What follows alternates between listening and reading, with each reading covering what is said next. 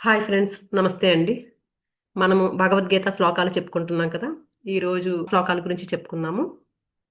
పద్మప్రియ గారు చదువుతారండి. మేడం చదువుతా.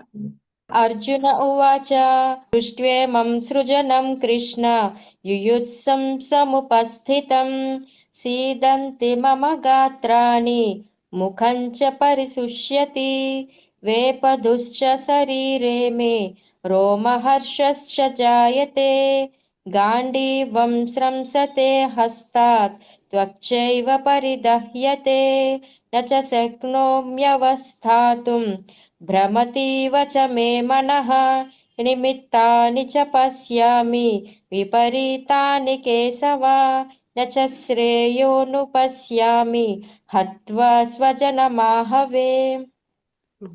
Thank you అండి. దీని భావం చెప్పుకుందాము. కృష్ణ, యుద్ధం చేయగోరి సమావేశమై ఉన్న ఈ స్వజనాన్ని చూసి నా అవయవాలు శిథిలమవుతున్నాయి. నోరు ఎండిపోతుంది, శరీరం వణుకుతుంది, రోమాలు నిక్కబొడుచుకుంటున్నాయి, గాంధీవం చేతిలో నుంచి జారిపోతుంది, చర్మం మండిపోతుంది, నిలబడడానికి శక్తి లేదు, మనస్సు గిర్రున తిరిగిపోతుంది. కేశవ, అనర్థకరమైన దుశ్శకనాలు కనిపిస్తున్నాయి. యుద్ధంలో స్వజనులను చంపటం వల్ల కలిగే మేలేంటో నాకు కనిపించడం లేదు. ఇక్కడి నుంచి అన్ని అర్జునుడి శోకాన్ని వర్ణించే శ్లోకాలే. అర్జునుడు ముందుగా శరీరంలో కలిగిన మార్పులను వర్ణిస్తున్నాడు. అవయవాలు పట్టు తప్పుతున్నాయని, శరీరం వణుకుతుందని, నోరెండిపోతుందని, గగుర్పాటు కలుగుతుంది అని, ఇవన్నీ జ్వర లక్షణాలు. అయితే అర్జునుడికి టెంపరేచర్ ఎక్కువే కాదు, మనస్సులో కలిగిన కలవరం వల్ల శరీరానికి వచ్చిన వికారాలు ఇవి. మనస్సులో కలవరం ఎందుకు? దృష్ట్యేవం స్వజనం అంటే స్వజనులను చూడటం వల్ల. ఊరికే చూడడం వల్ల ఎందుకు కలవరం కలుగుతుంది? కలగదు. మరి ఎందుకు ఈ కలవరము అంటే తన వారిని చంపుకోవలసి వస్తున్నదే అనే మమకారం వల్ల. స్వజనులంతా సుజనులేం కాదు, వారిలో చాలా మంది దుర్జనులే, దుర్మార్గులే. ధర్మాన్ని నిలబెట్టాలని, అధర్మాన్ని అణిచివేయాలని కోరేవాడు పలకాల్సిన పలుకులు కావు అవి. స్వధర్మ పాలన చేసేవాడికి మమకారం అడ్డు రాకూడదు. క్షత్రియుడికి యుద్ధం చేయటమే స్వధర్మము. అర్జునుడి ఈ మమకారము అతని స్వధర్మనిష్టకు అడ్డు వచ్చి కూర్చుంది. అర్జునుడు స్వధర్మనిష్ట లేనివాడేం కాదు. ఒక బ్రాహ్మణుడి గోవు అపహరించబడితే ఆ బ్రాహ్మణుడి కోరికపై ఆ గోవును తెచ్చి ఇచ్చేందుకు దొంగలను హతమార్చాల్సి వచ్చింది. ధర్మరాజు శయ్యాగారం వెనుక ఉన్న ఆయుధాగారంలో తన ధనుర్బాణాలున్నాయి. ద్రౌపదితో కలిసి ధర్మరాజు శయ్యాగారంలో ఉన్నప్పుడు అక్కడికి తాను వెళ్ళకూడదు. అయినా సరే స్వధర్మనిష్ట కొరకు ఆయుధాగారంలోకి ప్రవేశించి ధనుర్బాణాలు తెచ్చి దొంగలను హతమార్చి గోవును రక్షించి బ్రాహ్మణుడికి ఇచ్చాడు. ధర్మజుని ఏకాంత మందిరంలో ప్రవేశించిన కారణంగా ప్రాయశ్చిత్తం కొరకు నియమానుసారము 12 సంవత్సరాలు వనవాసం చేసి వచ్చినవాడు అర్జునుడు. కానీ ఇప్పటి పరిస్థితి వేరు. తన స్వధర్మనిష్టకు మమకారం అడ్డొచ్చింది. అయితే శ్రీకృష్ణుడు అలా కాదు. స్వధర్మనిష్ట ఆయన స్వంతము. ధర్మరక్షణ కోసము, అధర్మాన్ని అణచటం కోసము అవతరించిన వారు. ఆయనకు స్వజన వ్యామోహం లేదు. దుర్యోధనుడు స్వయంగా వియంకుడు. దుర్యోధనుడి కుమార్తె లక్ష్మణను శ్రీకృష్ణుడికి జాంబవతికి పుట్టిన సాంబుడు వివాహం చేసుకున్నాడు. కర్ణుడు మేనత్త కుమారుడు, ఘటోత్కచుడు భీమసేన పుత్రుడు, అభిమన్యుడు తన మేనల్లుడు, స్వయాన చెల్లెలి కొడుకు, ద్రౌపదయులు తన ఆత్మీయులైన ద్రౌపది పాండవుల పుత్రులు, శల్యుడు నకుల సహదేవుల మేనమామ, శకుని దుర్యోధనాదుల మేనమామ, శిశుపాలుడు తన మేనత్త కొడుకు, కంసుడు తన మేనమామ, జరాసంధుడు తన మేనమామకు మామ, భీష్ముడు తనకు పరమ భక్తుడు. చెప్పుకోవాలంటే వీరంతా శ్రీకృష్ణుడికి స్వజనులే, బంధువులే. అయినా సరే స్వధర్మనిష్ట ముందు మమకారానికి తావు లేదు అని నిరూపించాడు. స్వపక్ష పరపక్ష భేదం లేకుండా అధర్మాన్ని అణిచి ధర్మాన్ని నిలబెట్టాడు.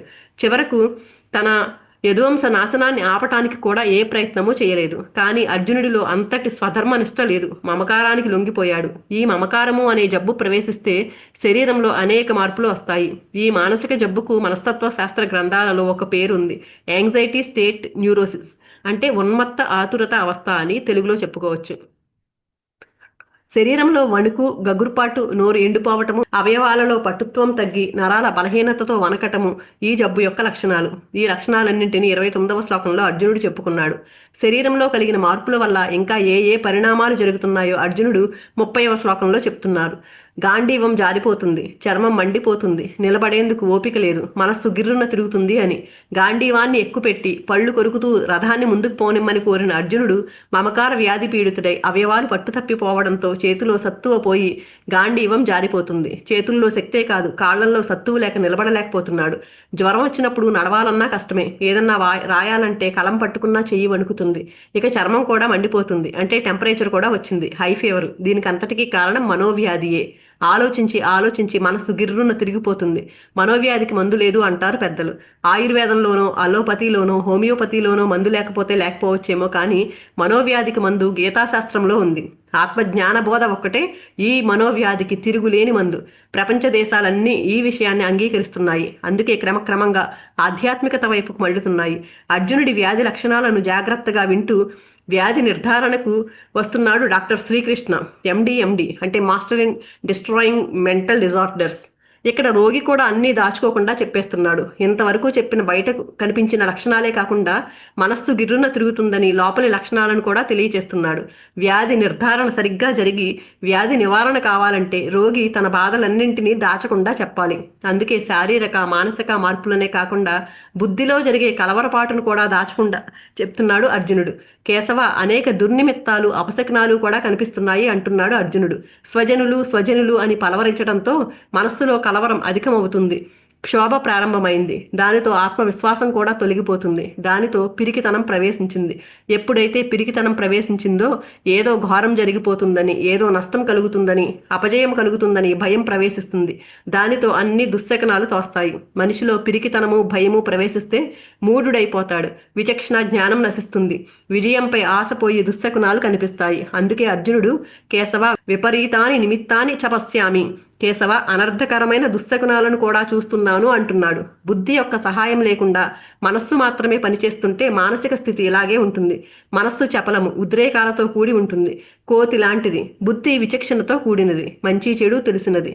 బుద్ధితో కూడిన మనస్సు చక్కగా పనిచేస్తుంది. కానీ బుద్ధిని విడిచిన మనస్సు ఆధారం వదిలిన గాలిపటం లాంటిది, గాలికి ఎగిరిన పులి విస్తరాకు లాంటిది.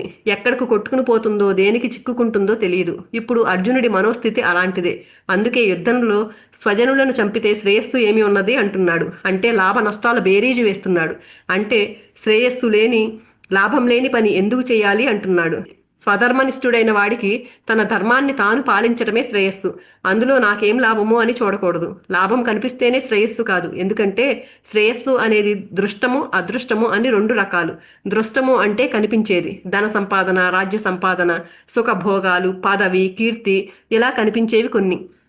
అదృష్టము కనిపించనిది, స్వర్గలోక భోగాలు, మరుజన్మలలో లభించే సుఖాలు, ఇలా కనిపించనివి కొన్ని. కనుక శ్రేయస్సు, లాభము, ప్రయోజనము ఉన్నదా లేదా అని చూడకుండా స్వధర్మాన్ని పాలించటమే నిజమైన శ్రేయస్సు అని గ్రహించాలి. ఈ శ్లోకంలో శ్రీకృష్ణుని కేశవ అని సంబోధిస్తున్నాడు. కేశవ అంటే కేసి అనే రాక్షసుణ్ణి చంపినవాడా అని.